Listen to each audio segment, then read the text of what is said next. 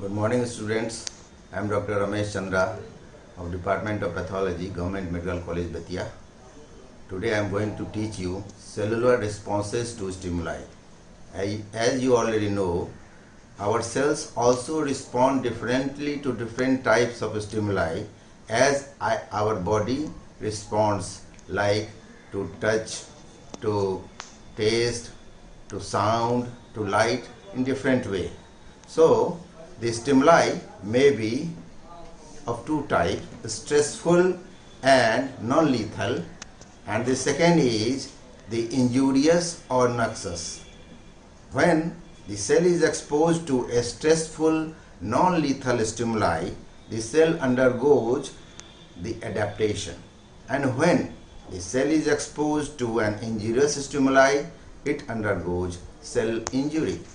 The cellular adaptation is a reversible change in the size and number, phenotype, metabolic activity, and functions of the cells in response to changes in their environment so that they can survive. Cellular adaptation may be of different types like atrophy, hypertrophy, hyperplasia, or metaplasia. In contrast to that, the cell injury may be produced by injurious stimuli or also by an stressful stimuli up to the extent that the cell is not able to adapt anymore. Now the cell injury may be of again different types. It may be reversible when the injurious agent stimuli are mild and transient, so that the cell revert back to the original homeostatic position after some time, while the irreversible cell injury is the type of cell injury when the injurious stimuli are mild, are severe, sudden and progressive, so that the cell may even die. The cell may die by two modes. One is known as necrosis and another is known as apoptosis. The third one is the intracellular accumulation. The intracellular accumulation is a type of cell injury in which is produced by the chronic metabolic alterations in the cell, which may be either genetic or acquired. And when all these subtle sublethal injuries are chronically accumulated in the cell, then cell undergoes the process of cellular aging, also known as cellular senescence. Now, first we are going to discuss the cellular adaptations. First one of the cellular adaptation to be dealt with is the atrophy.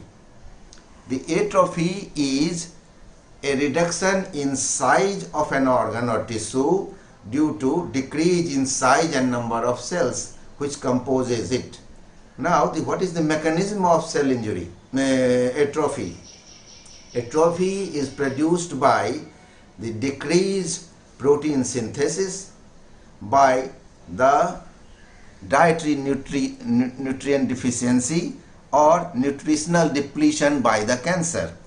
And the second is the increased protein degradation by two processes. One is known as the ubiquitin proteasome pathway, and in which the stimuli which activates enzyme ubiquitin ligase, which gets attached to the nutrient molecule like proteins, and it directs it to the proteasome for breakdown into smaller particles like smaller proteins.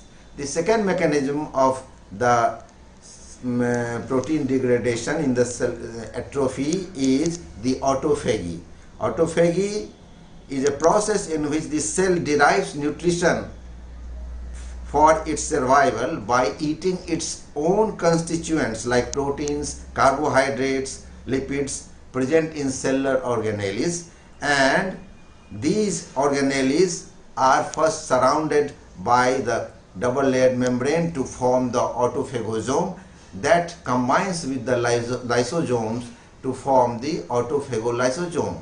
Inside that autophagolysosome, the lysosomal digestive enzymes act upon all these cellular components, organelles components, and they digest it into smaller micro molecules like glucose, amino acids, fatty acids, etc. And these nutrients are utilized by the cell itself. The undigested part which remains inside these autophagolysosome remain as the double layered residual body, and this is exemplified by the lipofuscin granules and brown atrophy of heart. The examples of atrophy are, the physiological examples are of atrophy of the notochord and thyroglossal duct during embryonic development. And also another example is of the atrophy of uterus of a pregnant woman after the parturition or childbirth. Another example is the atrophy of the uterine tissue in a woman after menopause due to loss of the estrogenic stimulation. The example of pathologic atrophy are disuse atrophy, which occurs in limbs when they are placed in a plaster cast. Second one is the denervation atrophy. When a skeletal muscle gets denervated, it undergoes atrophy because the skeletal muscle derives its nutrition primarily through the nerves. Another one is the ischemic atrophy, in which there is loss of blood supply to the certain organ, as occurs in the case of atherosclerosis that develops in old persons, and it occurs in brain and heart. So this is also known as senile atrophy. Another one is the nutritional atrophy, which occurs in the case of protein energy malnutrition, for example the marasmus, and also occurs in the during the cancer cachexia. There is another example known as pressure atrophy, in which different factors act together like disuse, denervation, ischemic causes, all may act together in this pressure atrophy. Next, our topic is the hypertrophy. The hypertrophy is an increase in the size of an organ due to increase in the size of its cells. Now, what is the mechanism of hypertrophy? Hypertrophy is produced by the increased production of cellular proteins by combined action of three factors. First factor is the mechanical stretch, for example, as occurs in the muscles, that increases workload to the cell sensed by a mechanical sensor or integrin present in cell membrane, and this sensor activates intracellular phosphoinositide 3 kinase or PI3 kinase pathway, or also known as AKT pathway. It occurs in physiologic hypertrophy like development of skeletal muscles in bodybuilders. Second factor is the vasoactive agents like alpha adrenergic agonists, hormones, angiotensin II and endothelin 1. Third factor is the growth factors like transforming growth factor beta, fibroblast growth factor, and insulin like growth factor 1. All these two, second and third factors, are known as trophic trigger, which act by combining with the G protein coupled receptors present on the cell membrane, and it is active in the case of pathological hypertrophy. All these three factors just mentioned ultimately activate the signal transduction pathway of the cell, which is the activation of different types of the transcription factors like GATA4, NF80, MEF2. These transcription factors translocate into the nucleus and they start the process of synthesis of protein by initiating the transcription. These transcription factors induce different types of the activity inside the cell to produce the hypertrophy. Number one, it increases the synthesis of growth factors. Number two, it increases the embryogenic or fetal gene synthesis. Now, in this one, these genes are responsible for example, atrial natriuretic factor, which is present in the atrium and also ventricle, which increases the renal salt secretion, decreasing blood volume and blood pressure and decreasing the workload to the heart. Thereby, it is compensating the process which produces the hypertrophy. Another is, which is synthesized, is the alpha acting myofilaments of muscles. And the third is the energetically more efficient fetal beta myosin heavy chain isoform instead of adult alpha isoform. And the last thing which occurs during the transcription factor activation is the synthesis of enzymes like cytochrome 450 mixed function oxidase in liver, producing hypertrophy of smooth endoplasmic reticulum in hepatocytes, resulting into the increased detoxification of alcohol and barbiturates, which action is consequently decreased upon these drugs. The examples of the hypertrophy are physiologic hypertrophy, for example, the building up of the skeletal muscles by the bodybuilders pumping iron. Second is the uterine smooth muscles during pregnancy by estrogen stimulating via G protein coupled receptors. And pathological hypertrophy is of cardiac muscles in response to increased metabolic demand posed by chronic hemodynamic overload, for example by the hypertension and stenosed cardiac valves. The next one of the cellular adaptation is the hyperplasia. Hyperplasia may be defined as the increased mass of an organ or tissue due to increase in number of cells capable of replication in response to a stimulus.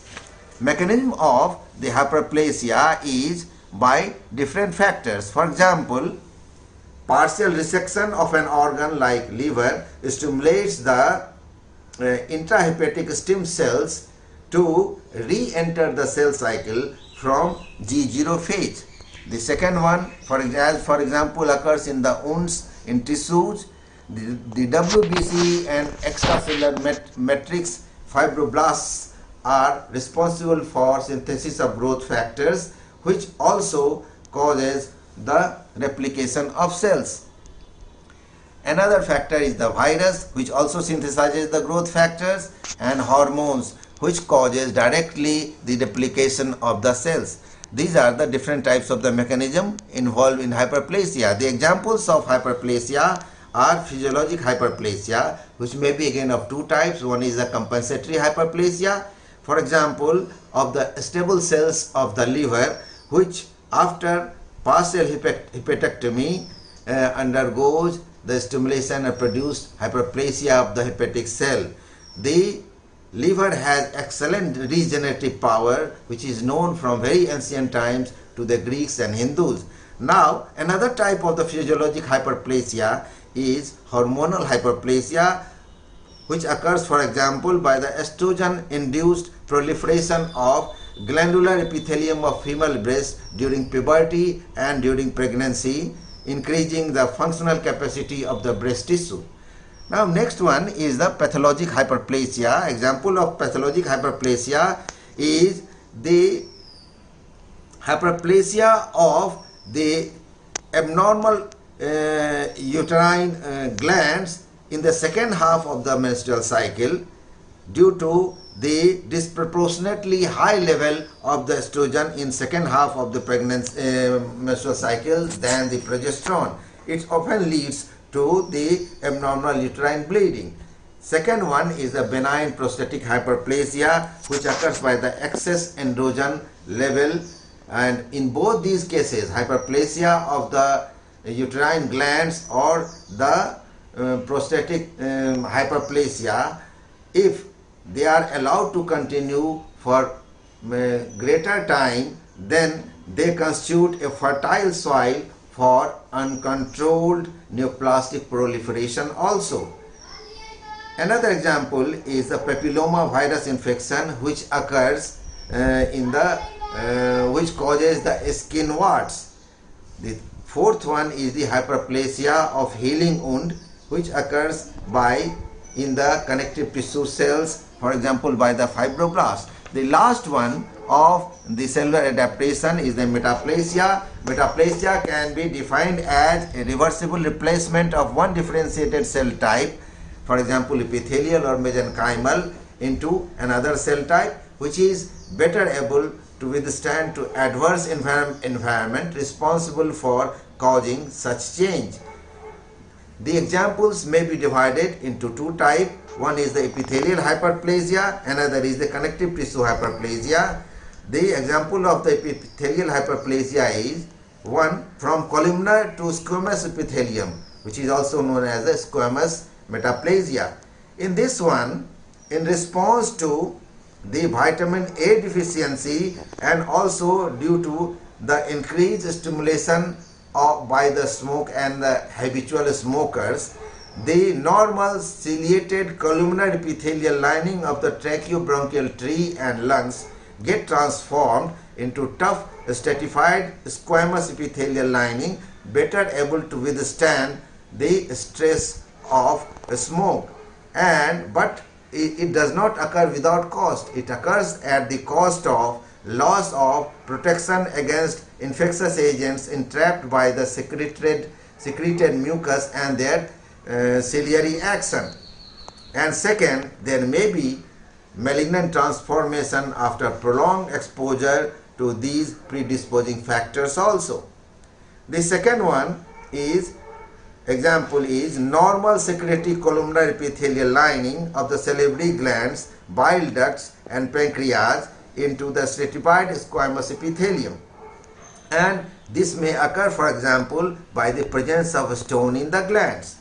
Second type of example of the epithelial metaplasia is known as columnar epithelial metaplasia, in which the squamous epithelium is converted into the columnar epithelium. The example is the Barrett esophagus, in which the normal squamous epithelial lining of lower end of the esophagus gets transformed into the columnar epithelial lining by the chronic exposure by the gastric acid. Now the second type of the example is the connective tissue hypermetaplasia, in which case there is formation of mesenchymal tissue like bone, cartilage, radiopaque, which are radiopaque in tissues and normally which normally contain that. There is the formation of bone, cartilage and in adipose tissue in the tissues which are normally present there.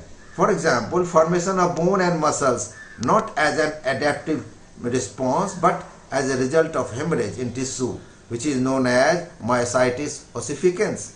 Now the mechanism of this metaplasia is the progenitor stem cells present in normal tissue, which is or undifferentiated mesenchymal cells